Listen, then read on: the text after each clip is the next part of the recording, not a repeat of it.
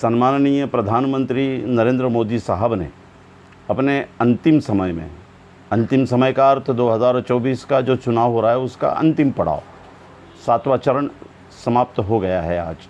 अब 4 जून को परिणाम आने वाले हैं, लेकिन बतौर भारत का प्रधानमंत्री आज़ाद भारत में ये पहले प्रधानमंत्री है जिन्होंने अपने ज्ञान, विज्ञान और अध्यात्म से पूरे भारत का सबसे बेहतरीन मनोरंजन किया है।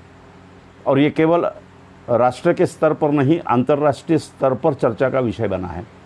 पहले तो उन्होंने एक वैज्ञानिक के रूप में आकर ये बताया, ट्रैक्टर का जो ट्यूब होता है उसमें गैस भरकर कोई स्कूटर पर लेकर जा रहा था, जिसे इन्होंने देखा, उसे रोककर पूछा कि ये क्या है। तो उसने कहा कि इसमें मैं गोबर गैस भर के ले जाता हूँ और जिससे मैं पंप चलाता हूँ, मोटर पंप चलाता हूँ। पूरे विश्व में ऐसे गैस से मोटर पंप कहीं नहीं चलता, लेकिन मोदी जी ने चला दिया। उसके बाद में दूसरी बात उन्होंने सर्जिकल स्ट्राइक के बारे में बोली थी। ये भी अंतर्राष्ट्रीय चर्चा का विषय बना। अमेरिका से लेके, फ्रांस से लेके, इंग्लैंड से लेके, तुर्क से लेकर सारे देश चौंक गए कि इतने बड़े वैज्ञानिक कहाँ छुपे थे। अगर भारत में इतने बड़े वैज्ञानिक मोदी जी के रूप में मौजूद है तो ये कहाँ छुपे थे। उन्होंने कहा था कि जब सर्जिकल स्ट्राइक का वैज्ञानिकों ने कहा, एयरफोर्स के लोगों ने कहा कि बहुत बारिश है और बादल है, तब इन्होंने उन लोगों को कहा, मोदी जी ने, हमारे महान वैज्ञानिक साहब ने उनको कहा कि ये जो बादल है इससे हमारा एक फ़ायदा है कि हम रडार में नहीं आएंगे। ये पूरे विश्व में एक अनोखा स्टेटमेंट था, वो भी मजाक का विषय बना। ऐसे कई विषय हैं। अब हाल ही में उन्होंने एक बहुत बढ़िया मनोरंजन बतौर प्रधानमंत्री किया है, वो महात्मा गांधी जी के बारे में है। मार्टिन लूथर किंग को दुनिया जानती है, नेल्सन मंडेला जी को दुनिया जानती है।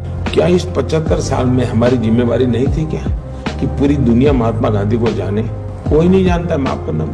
वे कहते हैं कि 70 साल से महात्मा गांधी जी को विश्व में ख्याति देनी चाहिए थी। 70 साल जिनका राज था, उन्होंने गांधी जी के बारे में कुछ नहीं किया और पूरा विश्व गांधी जी को जान नहीं पाया। वो तभी जान पाया जब मोदी जी ने गांधी जी के चरखे पर बैठकर सूत काटा, या मोदी जी ने जब कहा कि ये महात्मा गांधी जी है, तो पूरा विश्व तब समझ पाया कि ये महात्मा गांधी है। इसके बारे में उन्होंने अपने ज्ञान का प्रदर्शन करते हुए, वैसे एक इंटरव्यू में उन्होंने साफ कहा है कि मैं तो कोई पढ़ा लिखा हूँ नहीं, मैं तो चाय बेचा करता था और कई सालों तक 30, कभी 35, कभी 25 सालों तक भीख मांगकर मैं खाना खाया करता था वगैरह। लेकिन ये होने के बावजूद भी ये कितने बड़े तपस्वी है, ये बताने के लिए मोदी जी ने मार्टिन लूथर किंग, उसके बाद में नेल्सन मंडेला और 1-2 जगत विख्यात वैज्ञानिक और दार्शनिक और राजनेताओं का नाम लेकर कहा कि इनको दुनिया पहचानती है, लेकिन महात्मा गांधी जी को नहीं पहचानती। शायद बड़नेर के रेलवे स्टेशन पर चाय बेचने वाले उस नरेंद्र नाम के बच्चे को ये नहीं पता, जब वह बड़नेर के रेलवे स्टेशन पर चाय बेचा करता था, उस वक्त महात्मा गांधी जी पर अंतर्राष्ट्रीय स्तर पर सैकड़ों ग्रंथ, किताबें आ चुकी थी।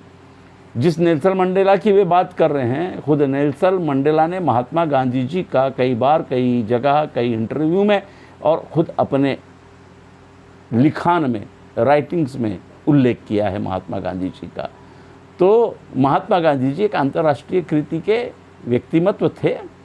नमक के आंदोलन से लेकर, नील के आंदोलन से लेकर, अंग्रेज़ों को बग़ैर हथियार के चले जाओ कहना, सविनय कानून भंग करने का आदेश देना, दांडी यात्रा निकालना, सैकड़ों आंदोलन थे। आज़ादी से पहले पूरा विश्व उन्हें जानता था और सबसे पहले पूरा विश्व उन्हें बहुत ही बहादुर, निडर नेता के तौर पर तब जान पाया जब इस देश का पहला आतंकवादी नथुराम गोडसे ने उस निहत्थे मर्द महात्मा गांधी जी को गोली मारी।